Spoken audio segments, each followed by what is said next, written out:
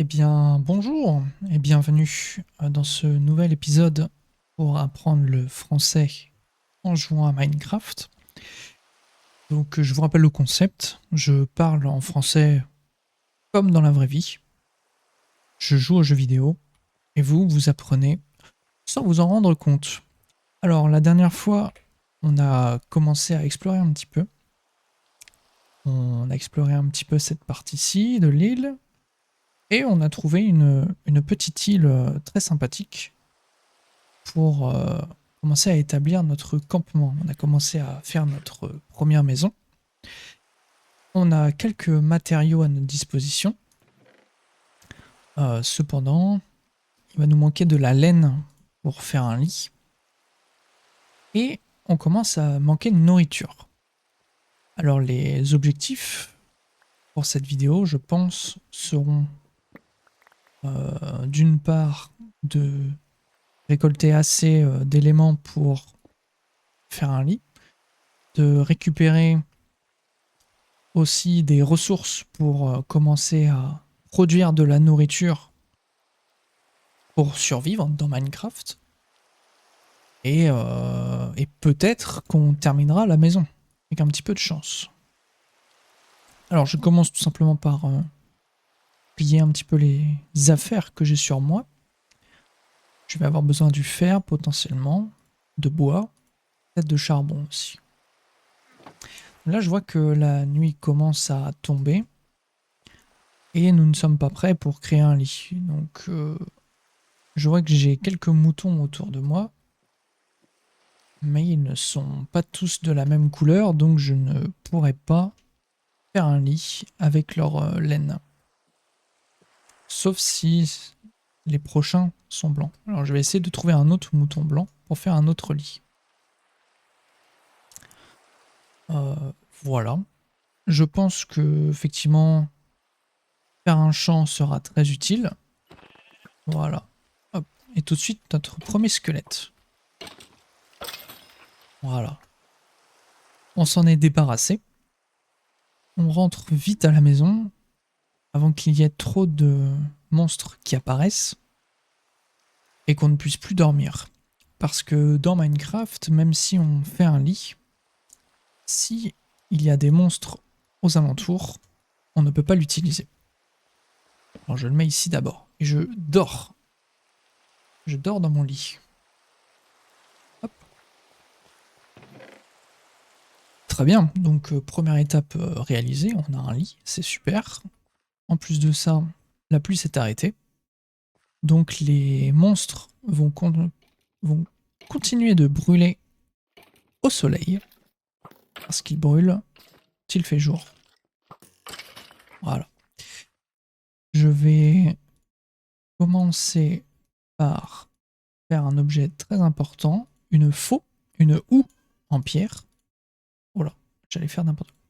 Une houe en pierre qui va nous permettre de travailler la terre. Pourquoi travailler la terre? Ça va nous permettre de planter des graines. Planter des carottes, des patates. De quoi nous faire un champ de culture pour produire notre nourriture, d'avoir une source de nourriture viable. Alors là, j'ai quelques graines déjà. Je vais essayer d'en avoir encore un peu plus. Et une fois qu'on aura assez de graines, on commencera à faire un petit champ.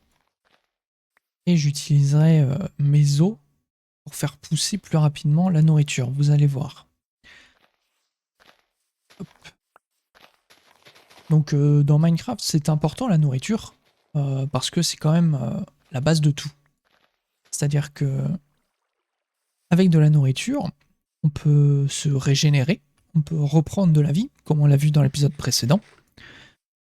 Mais aussi, on peut courir. C'est-à-dire que là, je suis en train de courir pour me déplacer vite, mais ça consomme des points de nourriture ici.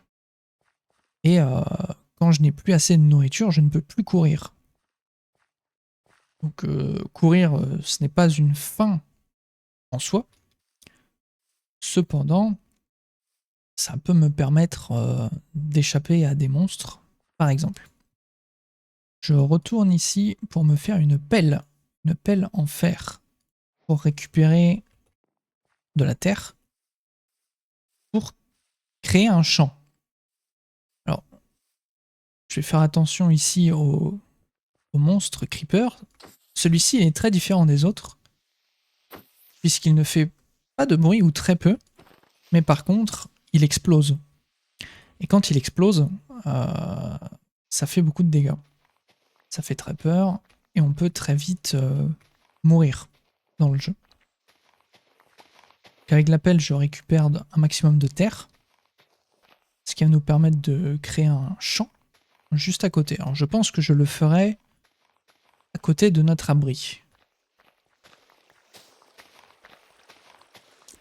Si je le fais trop loin de l'abri, ce sera compliqué de l'utiliser, parce qu'il faudra faire plein de déplacements. Il faudra que je me déplace très longtemps pour aller chercher de la nourriture. Nous, on veut plutôt l'utiliser. Donc je réfléchis. Je réfléchis un petit peu. Et on pourrait le faire ici, ce serait très bien. Donc je vais abattre quelques arbres. Oh, je n'avais pas assez de durabilité dans la hache. Elle s'est cassée, et donc je n'ai pas pu couper l'arbre en entier. Je vais en refaire une. Et voilà. Je vais faire pareil pour ces arbres ici. Même s'ils sont jolis, j'ai besoin de place, de dégager de la place pour mon champ. Je vais aussi aplatir un petit peu le terrain. Alors dans cette vidéo, je vais utiliser des mots un peu plus compliqués, un petit peu plus spécifiques à Minecraft, à l'agriculture et au terrain, on va dire. Là, je suis en train de terraformer pour aplatir le terrain, pour dégager la vue, mais aussi rendre ça un petit peu plus agréable à regarder. Hop. Effectivement, j'ai des fenêtres à ma maison. J'aimerais que la vue soit quand même sympa. Donc avoir une vue directement sur une forêt, c'est super. Personnellement, j'aime beaucoup. Mais avec un petit champ aussi. Si j'avais laissé ça, on aurait vu des blocs ici, ce serait beaucoup moins joli. Donc j'essaye de dégager un petit peu. Ah, la hache s'est cassée encore. J'ai assez de pierres, très bien. Je vais pouvoir faire encore une hache. Hop. Voilà. Alors, j'espère que vous n'entendez pas mon ordinateur qui souffle énormément. Parce que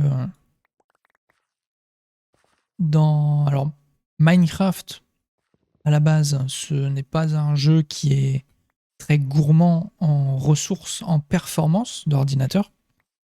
Cependant, avec les mods que j'ai installés, et particulièrement avec le mode qui crée ces jeux de lumière et ces ombres, c'est beaucoup plus gourmand en ressources. En plus de ça, c'est la canicule, il fait chaud. Donc l'ordinateur souffle très fort. Voilà, je pense que j'ai aplati assez. Je pense que je suis satisfait du résultat. Donc je vais commencer à reposer de la terre ici et remplacer le gravier par de la terre. Ce sera plus joli. Et de toute manière, on ne peut pas planter de graines dans du gravier dans Minecraft. Donc dans tous les cas, c'est quelque chose à faire. Voilà. Parfait. je remplace par de la terre. Il faudra faire attention parce que cette terre-ci qui s'appelle du podzol en anglais, du compost sûrement en français, ça se propage. C'est-à-dire que si je ne fais pas attention, eh bien toute la terre ici qui n'a pas d'herbe verte sera transformée de cette couleur-là. Alors même si c'est plutôt intéressant, moi ça ne m'intéresse pas. Pour ici. Hop. Alors j'ai fait un seau aussi. Un seau qui va me permettre de récupérer de l'eau.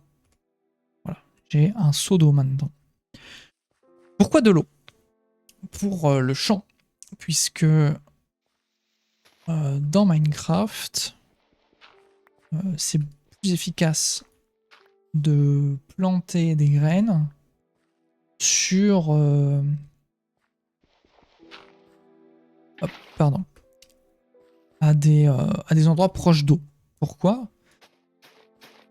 Parce que l'eau permet de mouiller la terre.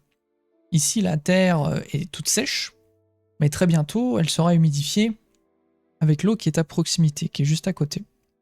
Donc je vais continuer de travailler la terre avec ma faux, avec ma houe. Voici. Voilà. Là, la terre est mouillée. Ça veut dire quoi? Ça veut dire que les graines que je vais poser, que je vais planter, comme ceci, vont pousser beaucoup plus vite que sur de la terre sèche. Voilà.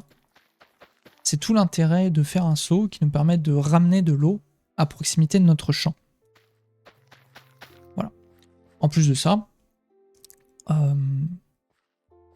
la terre ici que j'ai labourée et que j'ai retournée avec ma houe se retransforme en terre normale si elle est trop loin d'une source d'eau aussi.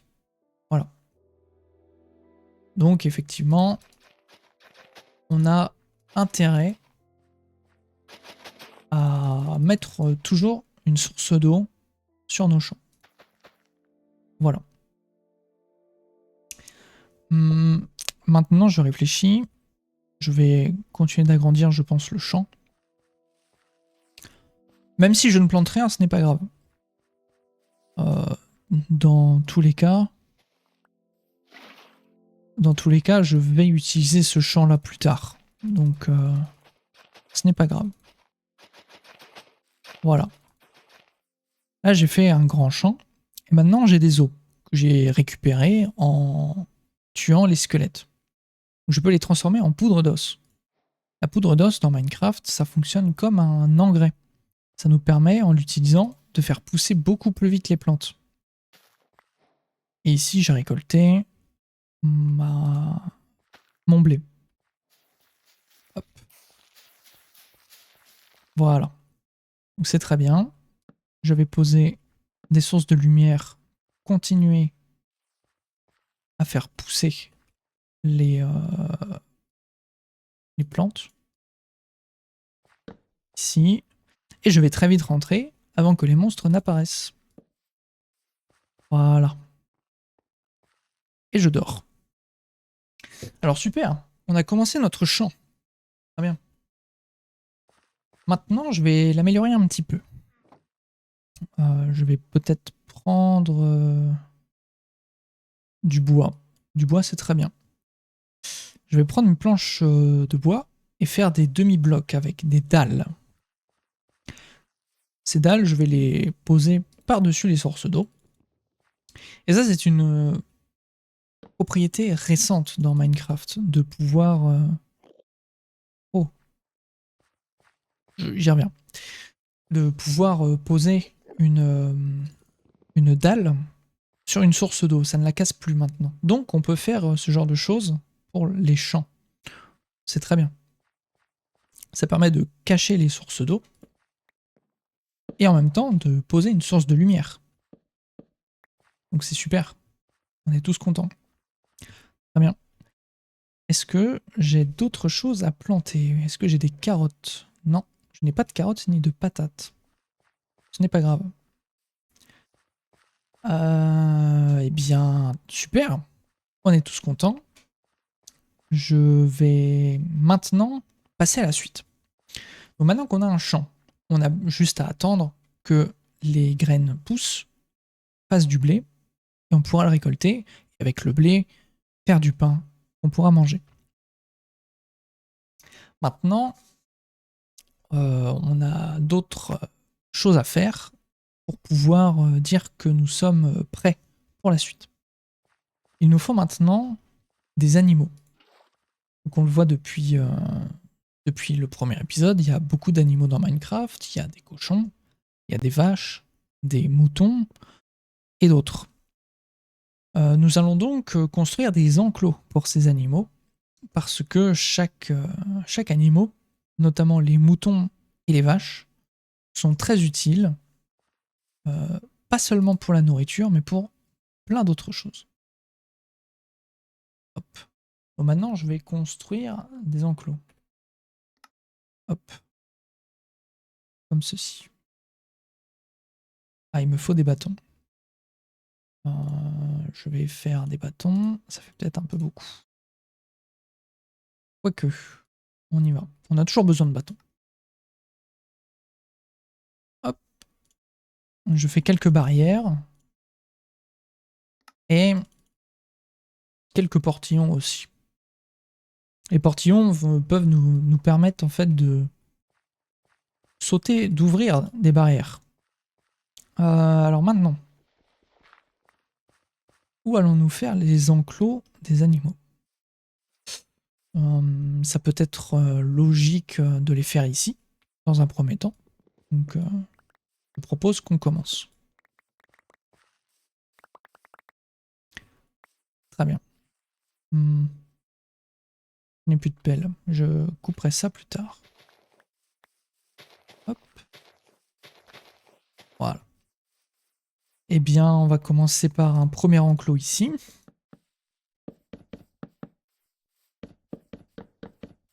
Hop. Là. Donc je pose des barrières en bois pour éviter que les animaux ne s'échappent de l'enclos.